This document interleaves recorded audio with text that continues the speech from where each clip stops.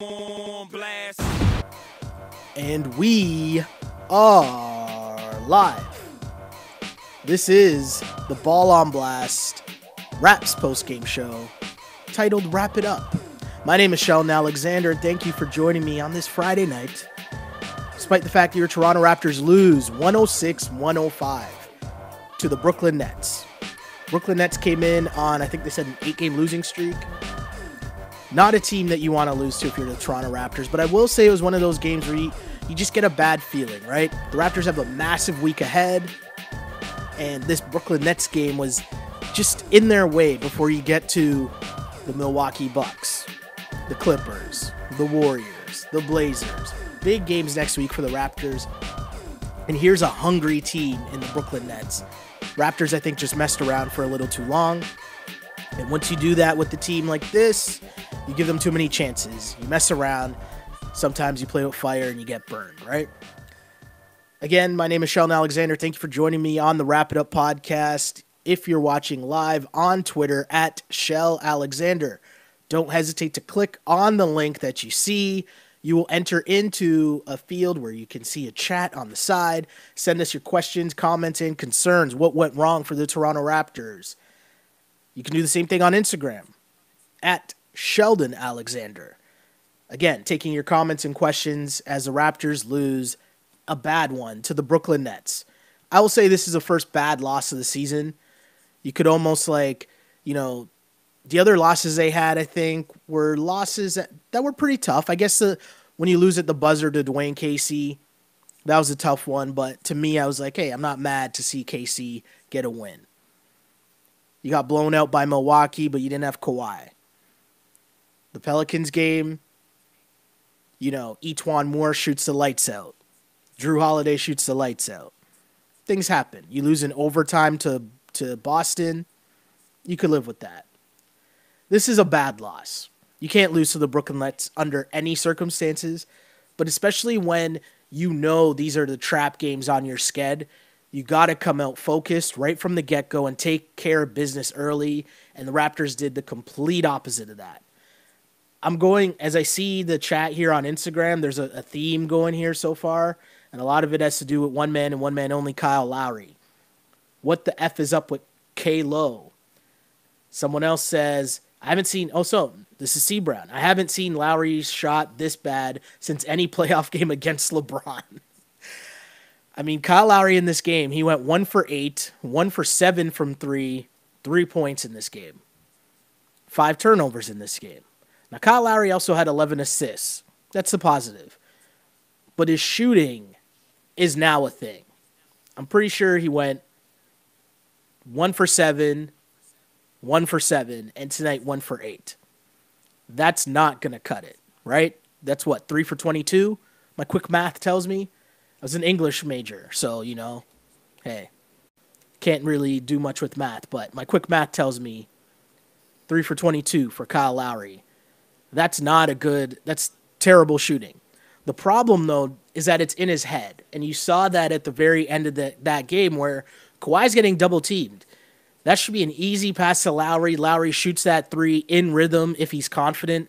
Instead, you can see he's not confident. He drives, passes it to Fred. Fred gets a good look, but misses.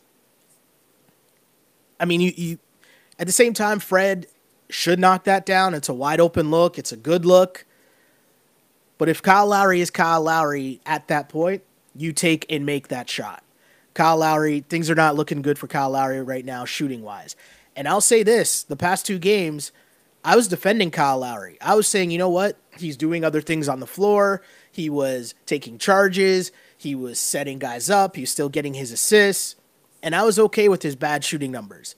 In this game, though, it becomes a problem because in crunch time, he missed a very key three-pointer, and then on the final possession, you could see that he had no interest in shooting it. And that's not good because now you're a detriment to the team because you're in your head.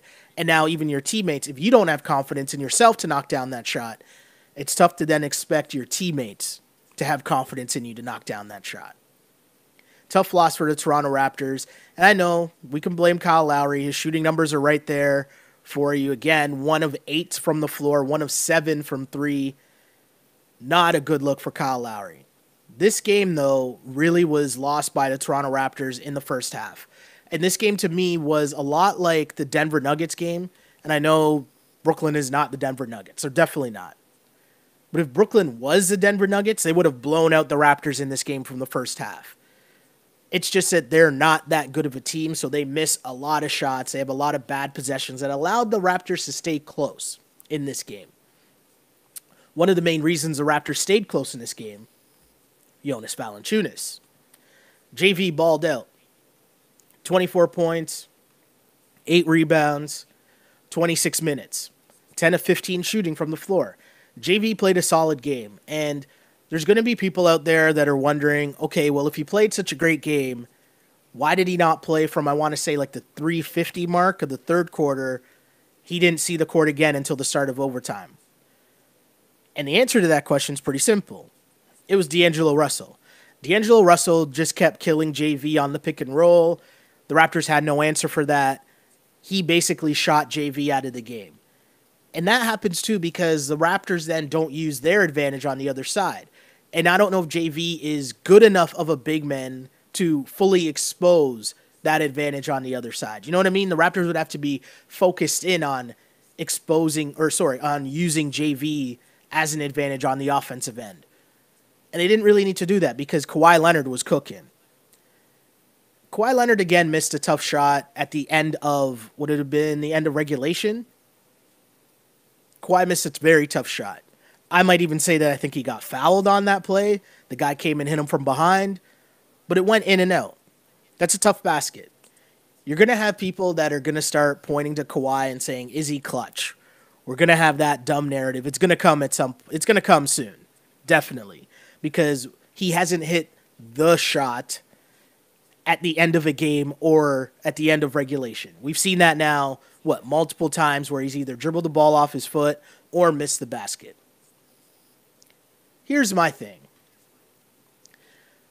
I'm not as focused as on the last shot or the final shot per se because it's make or miss, right? We've seen him miss, I think, 3 of them now at this point. Someone correct me if I'm wrong. But I feel like at some point, it's make or miss. So those shots are going to go in the more opportunities he gets. What I'm happy to see is that he's able to get his shot off. And because it's make or miss, I trust in the fact that the percentages will go back in his favor. He will hit those shots. Also, too, there's shots that he hits to get you to that point that are just as clutch as those last second shots that haven't fallen yet, right? Think about it. He made each and every shot on the way to that final push that the Raptors had. Because the Raptors were not playing well in this game. And if we go back to the very beginning, how this game started, Brooklyn was off to an early 13-0 run in this game. Raptors started 1 of 6. Kawhi even himself started 0 for 4. It was ugly, right? There were bad calls. JV got an early tech for hanging on the rim. Nick Nurse basically called a timeout so he could yell at the ref for a non-call on Kawhi Leonard. Things were ugly. JV basically kept them close, and so did the Nets. Because their style of play is weird. They run up and down. They're super fast. They shoot the 5th most threes in the NBA. Their pace of play is crazy. They're just not that good in terms of shooting. So they almost, as much as they shoot themselves into the game, they easily shoot themselves out of the game, right? The Raptors weren't doing well. They started 4 of 17, 0 for 7 from 3 in the first quarter. That's not good. DeLon finally, hit the first 3 late in that first quarter, but even still, the Raptors were down by 4 at the end of the first. That's not a good start. Again, this game, in the locker room, all the pregame speeches that were given by Nick Nurse and whoever else plays that role on the Raptors, that this was a trap game. It's sitting right there on the schedule. You know that you're really hyped up for the Brooklyn game. For the Bucks game on Sunday. Everyone is going to be hyped up for. This is a trap game. That's what everyone's going to say heading in. And the Raptors fell into the trap. Because in the second quarter, same thing. They played into the ugly flow that the Nets were playing as well. The Nets were just taking terrible threes, and Leo talked about this during the game. The Nets almost seem like they just take threes just because they can. right? Like, there's no rhyme or reason. It's not even in the flow of an offense or anything. They're just jacking up shots. And the Raptors kind of fell into that trap. The problem is the Raptors weren't hitting their shots, and the Raptors were turning the ball over. CJ Miles still continues to give them nothing. The bench mob is still struggling, I want to say. Like, I can't really say that the bench is really doing that well. Fred VanVleet is still not shooting the ball well. DeLon Wright, I still like his energy, but overall you needed more from your bench. OG not playing well. If you look at the bench numbers, OG 1 of 5, Freddie 2 of 7, DeLon 2 of 8, Serge 2 of 7. That's just not going to cut it. It's not going to cut it at all. The Raptors scoring basically all came from JV, Pascal, and Kawhi. Everybody else had a terrible shooting night from the floor. Danny Green only took 2 shots, right? But it was a bad game for the Toronto Raptors. Just a bad game. And you get caught up in these first halves where you don't play well, and then the longer you allow a team to gain confidence, or a guy like D'Angelo Russell, who we saw was just a streak shooter, the longer you let those guys hang around, the more opportunity you give for something like this to happen, where you lose a tight game against a team that you should beat, right? As this game continued, it was really just Kawhi keeping them in the game. Kawhi Leonard, again, if the focus just turns into Kawhi missing shots at the end of games, we're missing the point. That's my message to Raptors fans. If you're going to sit around and point to Kawhi missing at the buzzer, to me that's silly. Because overall, watching the game, he's doing everything else. And those end-of-game situations, it's make or miss. Can he get his shot off? Like, that ball literally just rimmed out. It was halfway down, and it just spun back out. Am I going to say Kawhi had a bad game because that last shot didn't go in and the Raptors lost? Of course not. I can't do that. He was up over 30 points again with 32. He hit 5 threes again, which is just crazy. He had 4 steals, 4 assists, shot 10 of 21. Kawhi Leonard played a great game. And again, the way that he was scoring and keeping the Raptors in the game, that to me was the most impressive part of this. Because when you look around and you're getting nothing from Kyle Lowry, Kawhi knows that he has to take and make these big shots. And he was doing it in all kinds of ways. Again, I mentioned the threes, but that dunk he had late in the game, that lefty dunk that he put down, that even had CeCe Sabathia in the first row just like going crazy. Kawhi Leonard's a problem. I'm not mad at Kawhi Leonard. Again, Kawhi Leonard was 5 of 6 from three-point land. The rest of the Raptors were 6 of 29. That's tough to win games doing that. It's very tough to win games doing that. And I feel like part of the problem of what's going on is sometimes the Raptors lull into just letting Kawhi save them, right? And it works most of the time. Heck, it almost worked tonight. But it just wasn't enough.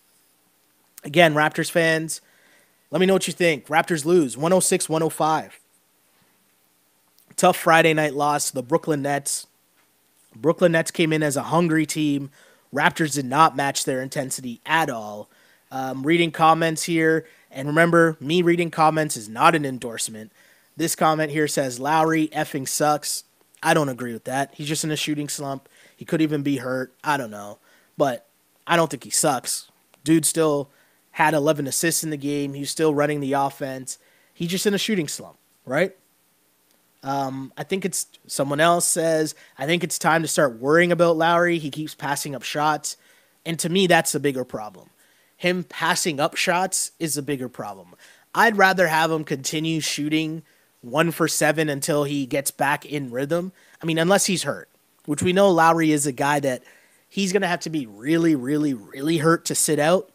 But I want him to keep shooting. When he's passing up the open looks, that's when I start to get worried. That's when if I see more of that, because I think that happened late in the game a lot, and that's really becoming a problem. If that continues into a big-time game, or what I like to call the show-me game, that's coming up on Sunday against the Bucks, then I could see that being a real, real problem.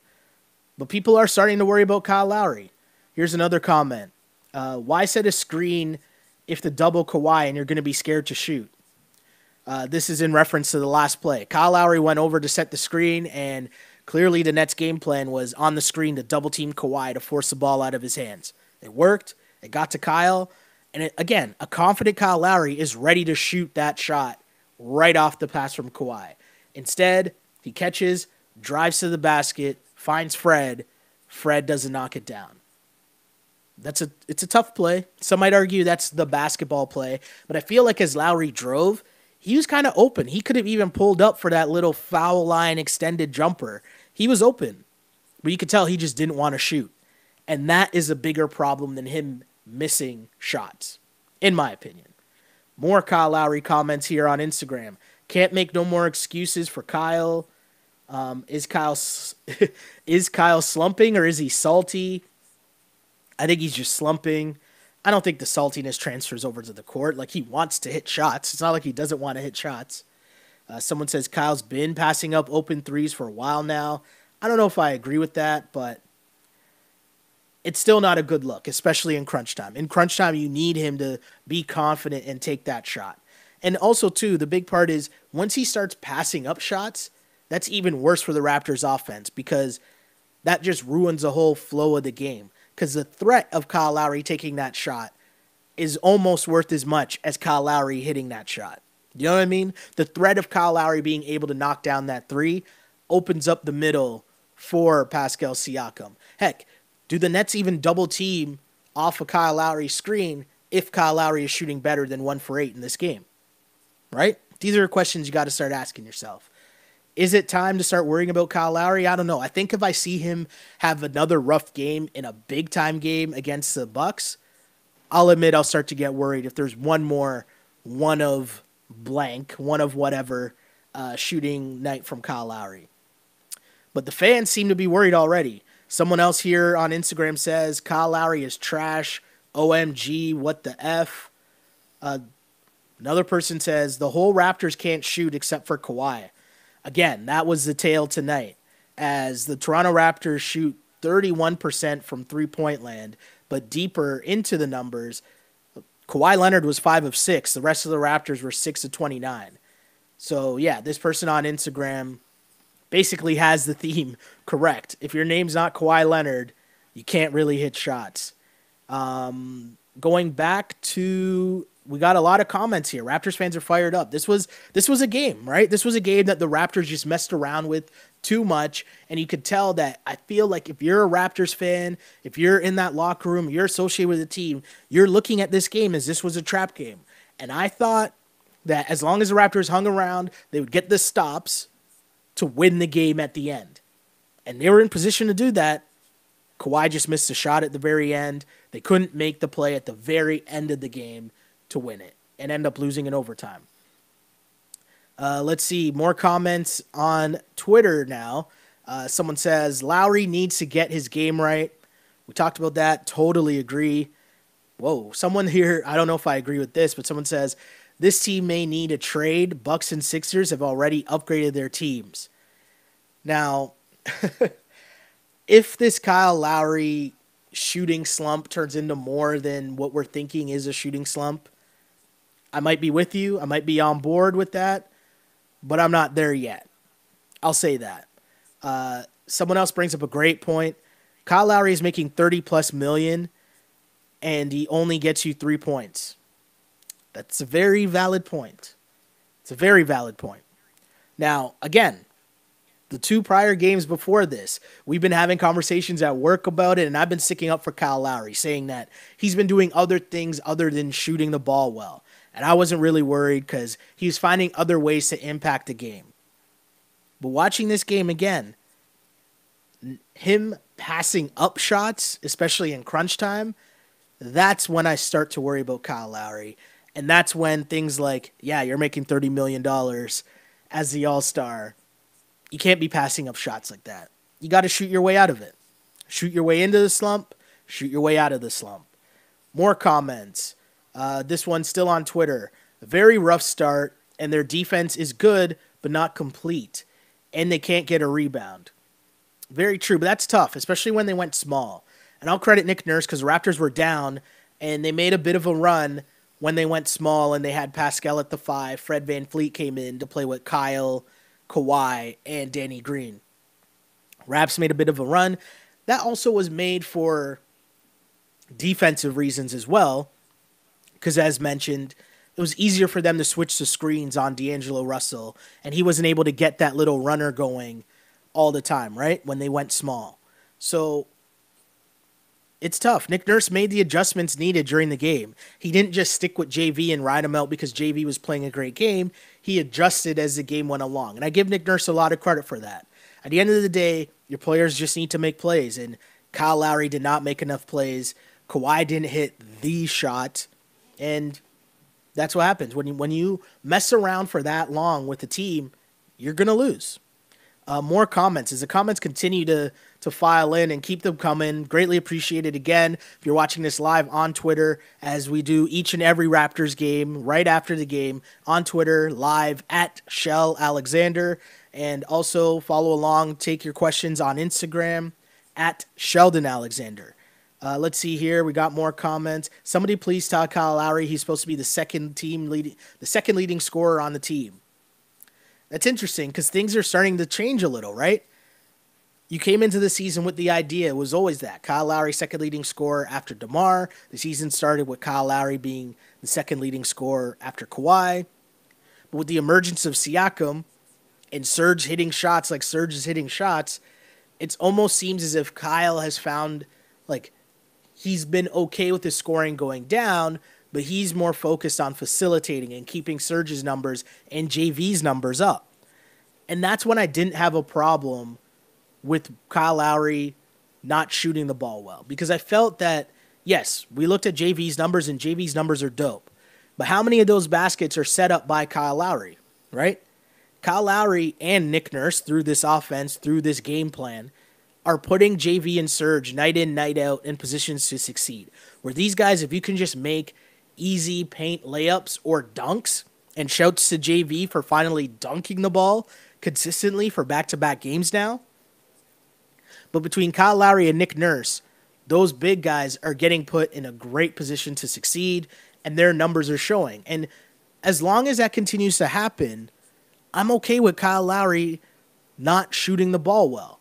My biggest issue is, again, when he's passing up shots in crunch time. In crunch time when there's a lack of offense and it just turns into give it to Kawhi, everyone else move out of the way. That's a problem. That's a problem. Did they play Ibaka out of the game? He's still shooting well from the top of the key. It's tough because JV had it going tonight, and you're going to ride a bit of that hot hand, but then maybe the minutes that Serge would have played more were taken up by the fact that D'Angelo Russell was just killing them on that pick and roll, and so Serge or JV, it just wasn't a good matchup for them, so they rolled with Siakam for a longer time, playing that 5 position because he was able to switch and still kind of contain D'Angelo Russell, who played a pretty good game. D'Angelo Russell was shooting well for the Nets, right? 29 points. He was their high scorer. 13 of 22. He was solid. He was solid. The Nets had a more balanced attack, right? I'm counting, 6 guys in double digits for the Brooklyn Nets? When you go to the Raptors and you have 3 guys in double digits, right? The Nets led for most of the game. The Nets won more quarters, no? It's just a game where you're the Toronto Raptors and you let a team like that hang around and hang around and hang around. You're asking for trouble. And that's what the Toronto Raptors did. They were asking for trouble for sure. It's weird. I'm looking at Siakam's stat line, and he's 6 of 15, 15 shots for 16 points. And you're looking at that, and it's not like it's a terrible shooting percentage, but we've been spoiled by his 70+%, right? Field goal percentage. And you can't be relying on that night in, night out, because that's not fair to ask of the kid yet. It's not. So you're going to take an L. As the Raptors continue to not get much from their bench in terms of CJ, Freddie, and DeLon, the Raptors you're going to take L's when that consistently happens.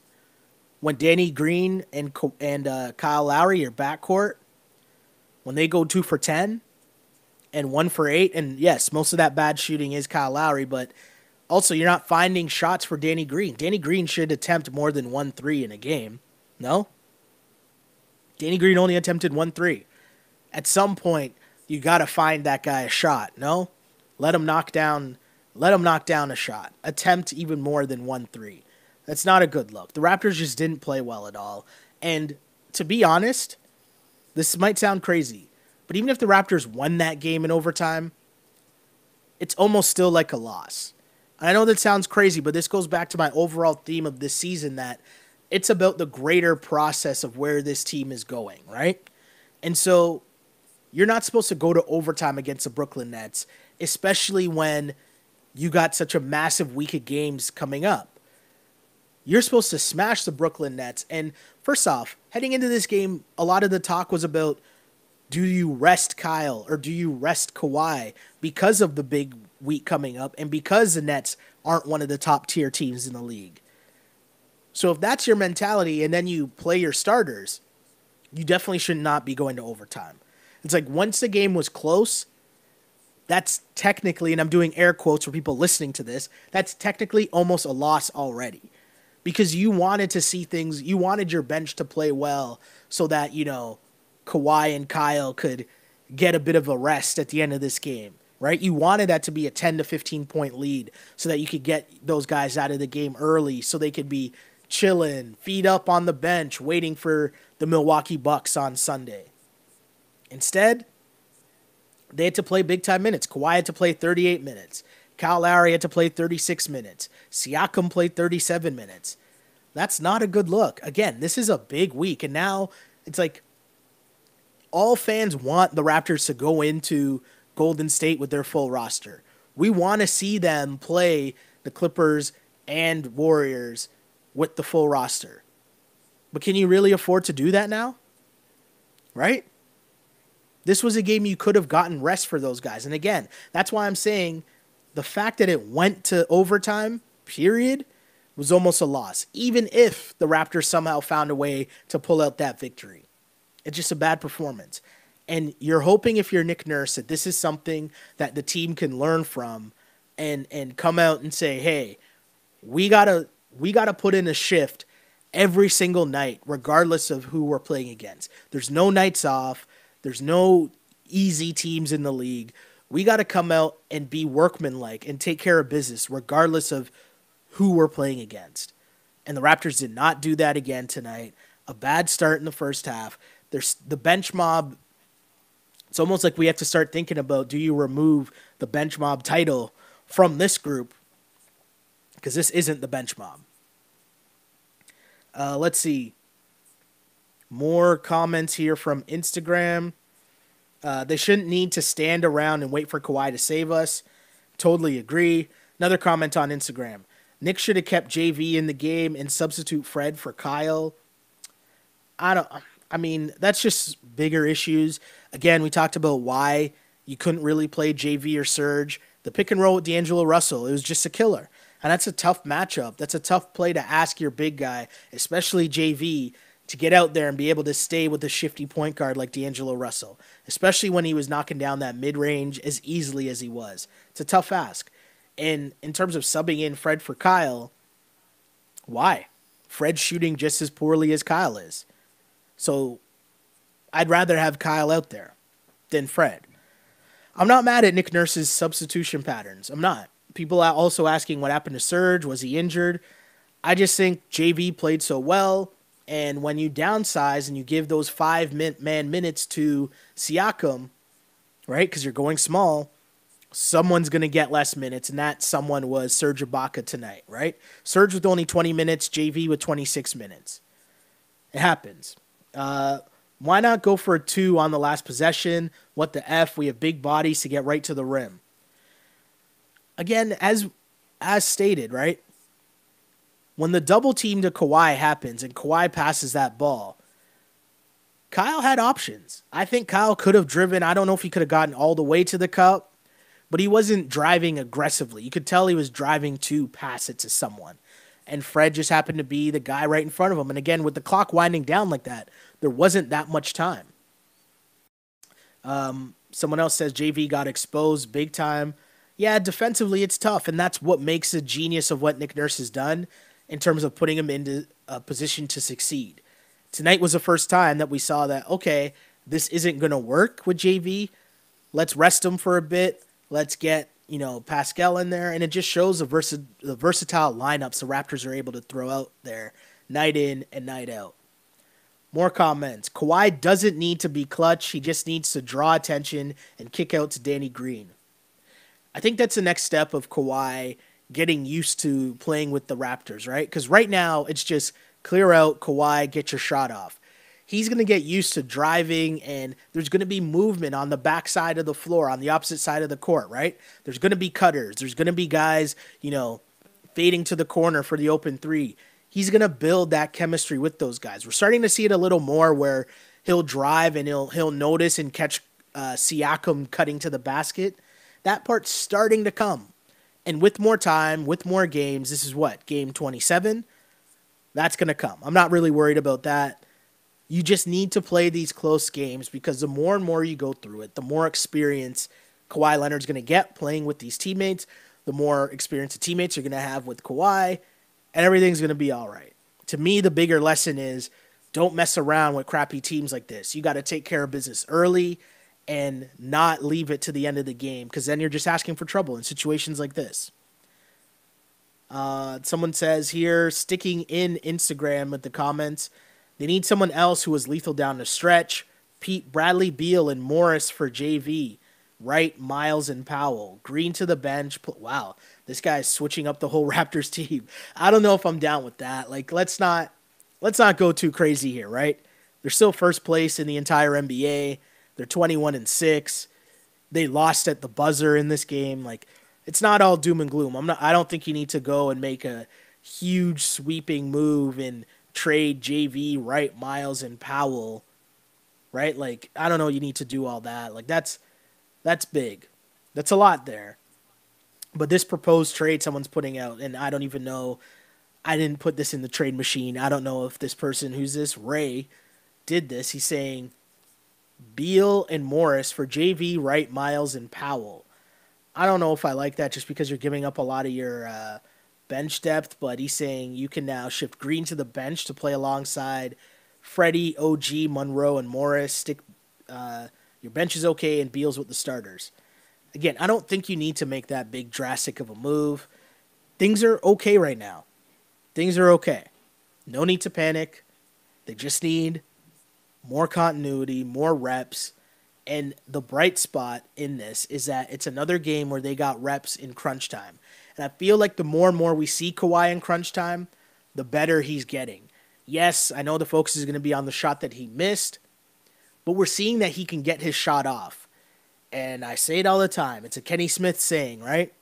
It's a make or miss league. Guys are going to be able to get their shot off, and then from there, it's make or miss. It's not more complicated than that. And Kawhi can get his shot off. It just rimmed out.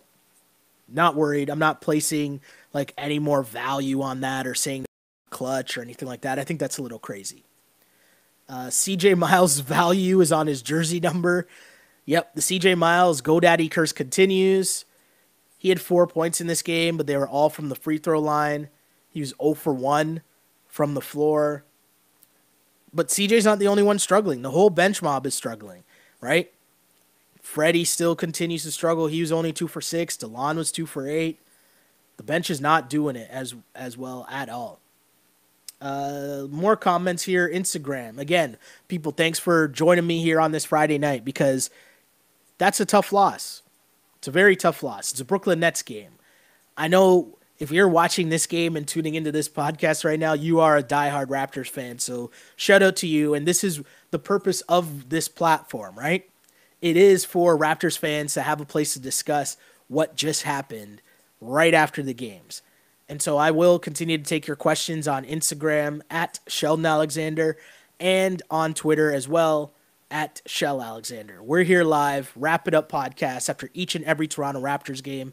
Again, the Raptors fall to the Brooklyn Nets 106-105 in overtime. Raptors, if I'm not mistaken, have now dropped to 1-2 in overtime games. So you're getting reps in for close games. Now, It's still early in the season. As the season progresses, you want to see reps where you end up winning in overtime. But hey, we'll get there. Someone here we got another comment here on Twitter. I don't know about Sunday, man. If the Raptors play like this on Sunday, it will be a blowout. Yeah, it's true. Got to come out firing against the Milwaukee Bucks on Sunday. That is a big boy game. That is a game where you need to put up or shut up. Like, that is a big time matchup. You got run out of the gym the last time you played. Even though it was without Kawhi Leonard, you still got run out of the gym. So this is a chance, if you're the Toronto Raptors, to gain some form of revenge. You also want to see Kyle Lowry start to shoot his way out of this slump. Now, very interesting comment here just popped up. And I've been saying, you got to get your reps in close games. And someone here says, forget the reps in. They should know better. No, I don't disagree with that.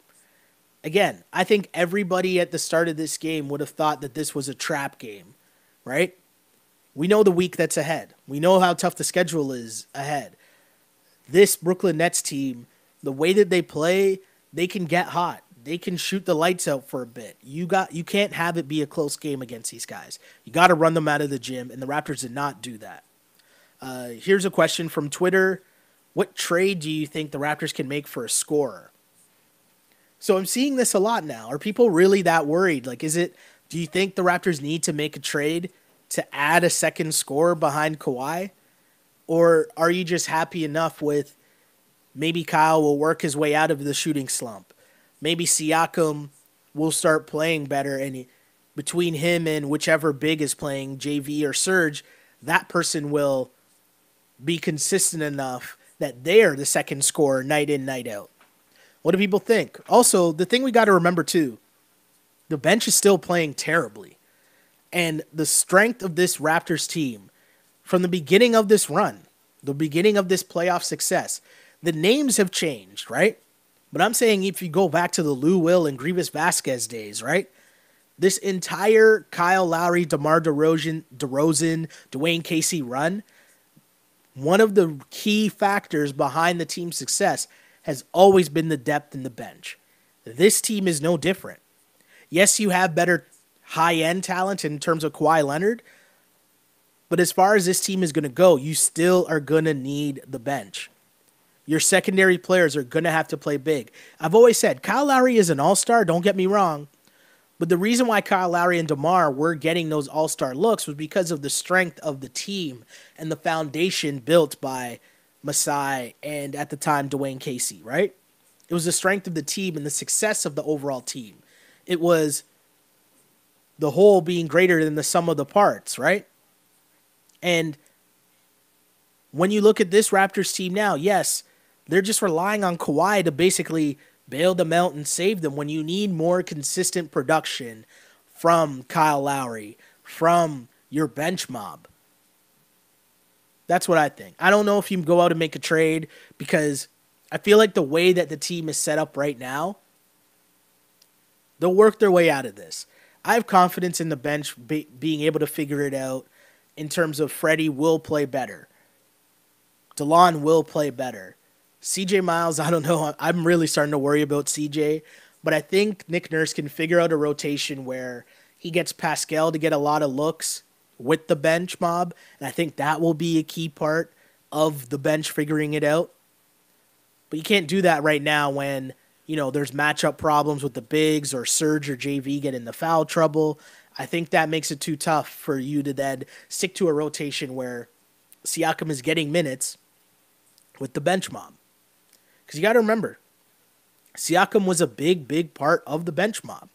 So removing him obviously takes a lot away from the success that Freddie and DeLon had last year.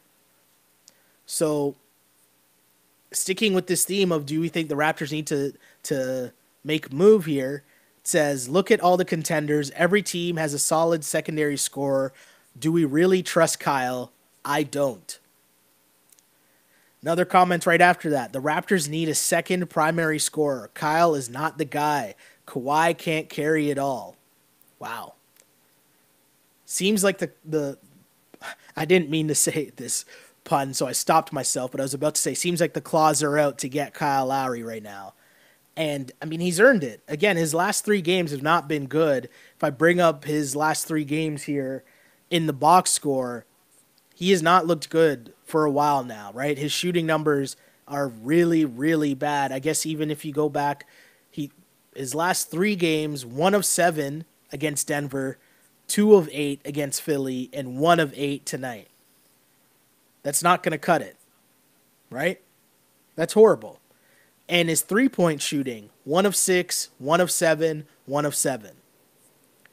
Again, it's not going to cut it. If you ask me, I think it's a shooting slump. I mean, even the game before that, he missed a game against Cleveland. But then before that, he was 4 of 14 against Golden State. Not great at all. Not good. Like, he's in a shooting slump. Can he work his way out of it? I think so, but we've seen over the years that Kyle Lowry is a streaky shooter. He's a streaky player. We've seen the ups and downs. But the thing that does, start to creep in is we've seen him wear down as the seasons have gone along. He can't be wearing down already because it's only game 27. So you wonder what's happening right now, and you wonder if there's a way to, how do you get him out of this shooting slump, right? Is it, playing him more off the ball with Freddie so that there's another playmaker in there? Or maybe it's just what you guys are saying right now, because there's a lot of people saying this. They're worried about who the secondary scorer is, and do you need to make a trade, right? Someone here bringing up trouble in Houston. Masai and his wizardry should check in on Eric Gordon.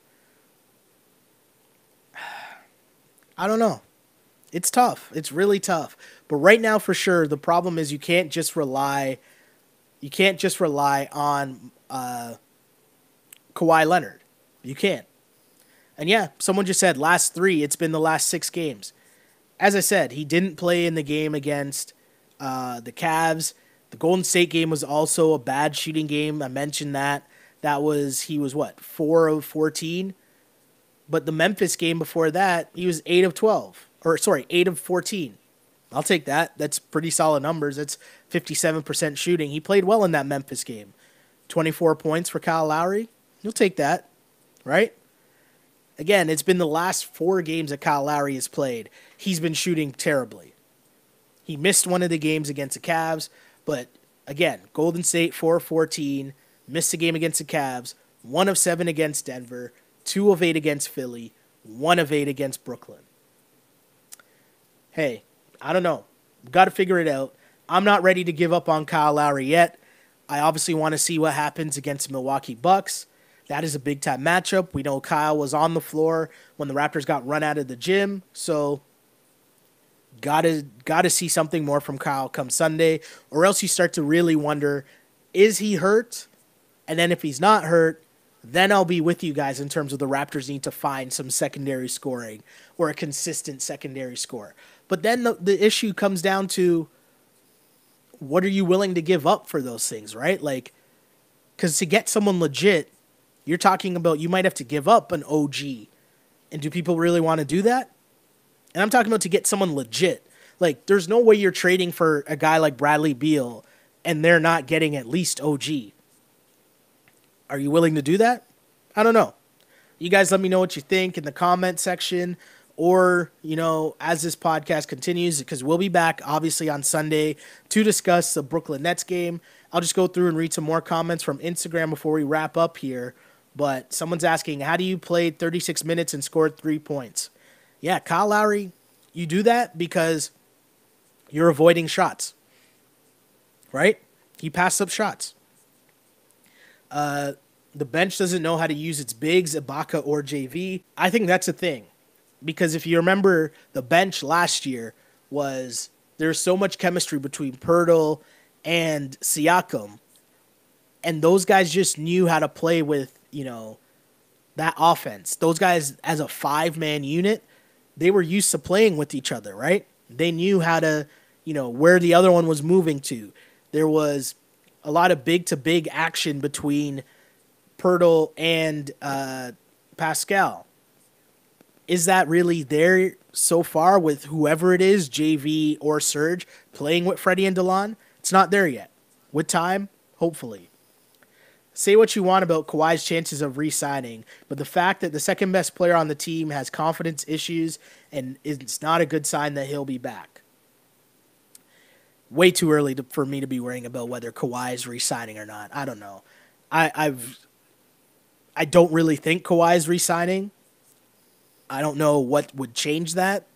And obviously that's not based on any information. I just don't think that, that much would have changed between what we thought when the trade was made. The only thing that's happened is he's playing and he's showing that he's a top-tier player. I do want to point out the fact, though, that Brian Windhorst was on ESPN SportsCenter, and he was saying that the Los Angeles Clippers have a scout that's been at every single Raptors game this season. And basically it's just a sign that they're showing that they're all in their pursuit of Kawhi Leonard. Take that information for whatever it's worth. I don't know. I just think that the more you try to worry about Kawhi re-signing, the less focus on the task at hand, which is not losing to the Brooklyn Nets. So those are my thoughts. I don't know. Everybody on that team, not named Kawhi, needs to work on their three-point game. Totally agree with that. Bad shooting night. I know it was out of frustration, but seeing Kawhi barking at the bench after his late three was great. Yeah, I do want to see more of that. That was very key. I tried to rewind it to see if I could figure out what he was saying, but I couldn't really pick it up. But I like that he was at least fired up and showing some form of emotion. Let's see. This is still their first loss to a sub-500 team overall, so I guess they're doing their job. Yeah, and that's the thing, right? Can't panic. Things like this happen over the course of a regular season. You're going to drop games like this that you should win. It's okay. Still in first place. It's still okay. It's not like they came out and completely no-showed and got blown out by the Nets, right? I think they tried to pace themselves, and even the way that Nick Nurse was working the minutes, where he held Kyle, Kawhi, and Pascal out of the game until about 6 minutes left in the fourth quarter, and thought, hey, if I come back with these guys extra rested, maybe we can win the game. It was a good strategy, just didn't work out. That happens sometimes. More stuff on Kyle passing up open threes in crunch time against Golden State and Philly, but we ignored it because they won the games. Interesting point. Second chance points are also crucial. Very true. Raptors are getting killed on the boards. Not a good look. And again, those things are just effort, right? A lot of those things, I don't think it's like you're terrible rebounding. I just think they didn't match the effort of the Brooklyn Nets in that game. Got to change that. Hopefully we'll see more rebounding and more hustle plays from the Raptors on Sunday. Again, so many comments, too many for me to go through, but I do appreciate you guys joining me on this Friday night for this Toronto Raptors Brooklyn Nets game. Yeah, there are a lot of comments, and I really appreciate it. Sorry, apologies, I couldn't get to all of them. I will read them after. I do see Mikey here asking a question. The Bucks just got better with the George Hill acquisition. Did they? Like, George Hill is okay, but if I'm the Raptors, I'm not looking around and being like, oh no, the Bucks got George Hill. We should be worried, or we need to make a move because they made a move. The Jimmy Butler move is a move. George Hill is like, nah. Think about it. George Hill was put in the perfect position last year, but alongside LeBron, and he couldn't even fully be consistent beside LeBron. Just my opinion. He's now a year older, another year of wear and tear. I know they didn't really have to give up much to get him, so it's worth the risk. But if I'm a Raptors fan, I'm not worried about George Hill. Just my opinion. Not worried about George Hill. Again, thanks for joining me on this Wrap It Up podcast. I'm scrolling through, and there were so many. Someone says George Hill put the clamps on Lowry. Puts Lowry on clamps. That's true. It's true. George Hill is a solid defender. But you know what? George Hill also has to be healthy. And even last year during the run with the Cavs, he wasn't healthy for the majority of the playoffs. He was off and on. There were games where he was on the court, but a no-show. remember too, that gets overshadowed a lot in the whole J.R. Smith debacle. All George Hill had to do was hit 2 free throws, and the Cavs win that game. I'm just saying. Just throwing that out there. Someone else says, OG is a good defender, but he is so raw offensively, it's painful to watch. OG has been struggling. Since he went down with that wrist injury, his first game back, he played all right, and then after that, he's been struggling. Along with the rest of the bench, OG is struggling a lot. And again, OG is a new part of the bench mob as well. OG played with the starters last year. So that's also another new piece. Really, we've been calling them the bench mob, and it's really just DeLon and Fred. I don't know. Maybe we need to find a new name for the bench mob or change our expectations for the bench mob, right? I don't know. Things are just weird for the Raptors right now. Irregardless, I was about to say that, and the reason is because I was having a conversation today with one of my friends at work about saying the word irregardless and then correcting myself about it, and that was stuck in my head, which led me to almost say that. But anyways, my point is, there are issues regardless of whether or not the Raptors won this game or not. You're seeing the issues, Kyle Lowry shooting numbers, the bench still not really being there. And do the Raptors need to make a trade or make a move to get a secondary scorer? Or do we think that secondary scorer is currently on this team as constituted? That's the question I will end this podcast with, and ask you guys to give your opinion in the comment section and let me know what you think. Let me know what you think, Raptors fans. A lot of talk. People seem to be worried. Eric Gordon seems to be a name that's coming up here. I don't know how much I like Eric Gordon as a guy. I don't know. I don't really like Eric Gordon's game, to be honest. But, hey, it's early. I would tell people to relax. Things are still okay. This is a bad loss. It happens. But when you've only lost 6 games in the entire season, and you're still in first place overall in the NBA, and you're able to say that this is probably, what? You've lost 6 games and maybe 2 of them, so you've had 2 bad losses this year. Like, really bad losses, I'm saying, you know? It's okay. Not mad. Hopefully they come back and play better against Milwaukee. The Raptors seem to I shouldn't say the Raptors. Kawhi seems to up his level of play as the stakes get higher. And I think the stakes are a little bit higher against Giannis and the Bucks. So I look forward to that game. Hopefully you guys will join me there as well. As always, we're live after each and every Raptor game on Twitter at Shell Alexander and on Instagram at Sheldon Alexander. And again, this is about dialogue. This is about having the conversation with you guys post-game. I want to hear your thoughts, what you're thinking, where your head's at, right? Because it's a conversation. I'm not saying I'm right. I'm not saying you guys are wrong. This is a conversation, right? I'm not really worried about Kyle Lowry, but it sounds like a lot of people are. And that's very interesting to me. So I'm interested in this discussion. And it continues, right? This is just a podcast, but it'll continue in the comments section when this gets posted. Trust me. So keep the flow of comments coming because it doesn't stop. We do this for about a half hour to an hour after each and every game. And that's just for 1 hour. But the conversation continues for 24 hours in between games as the comment sections are lit. So tune in there. Again, if you're missing this podcast live, it does turn into a podcast which gets posted on iTunes, SoundCloud, and Google Play. Just search On Blast Podcast, and you'll find this, the Wrap It Up Podcast.